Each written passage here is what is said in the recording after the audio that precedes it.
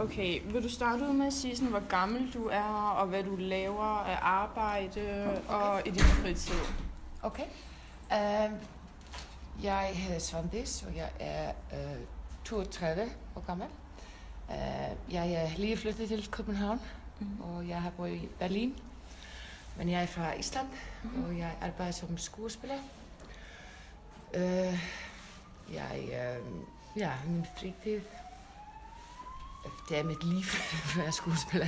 Men jeg er også, jeg har mange heste i Island. Ja. Og fitness, det er min... Fitness, ja. Ja. Yes, så du træner fitness meget tit? Hvor tit træner du fitness? Ja, jeg prøver, hvis jeg ikke, når jeg arbejder on set en film, så kan jeg ikke træne hver dag. Men det er vigtigt for min arbejde at være en god shape.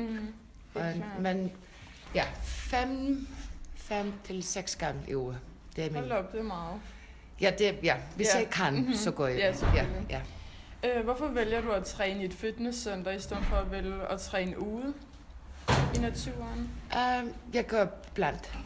Du gør faktisk begge dele? Jeg har en hund, en border collie, hvis han skal løbe mig, så jeg løber også ud og cykler, og så jeg træner iblandt. Ja, men jeg kan godt lide den weightlifting. Ja, så styrketræning i fitnesscenter, det kan man ikke sådan særlig meget udenfor. Nej. Men samtidig så går jeg bruger mig mine andres ting, my own weight, body weight, ud. Ja, smart.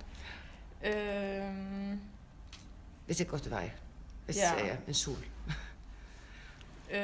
Føler du, at sådan, det at træne ude har nogle fordele, end at træne i et fitnesscenter?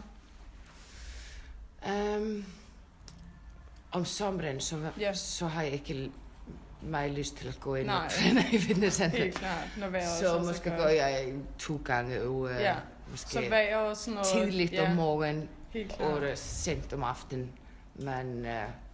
Men en aften, jeg har mere lyst til at have en øl og se ud i solen. Helt klart. Så jeg træner tidligst om morgenen.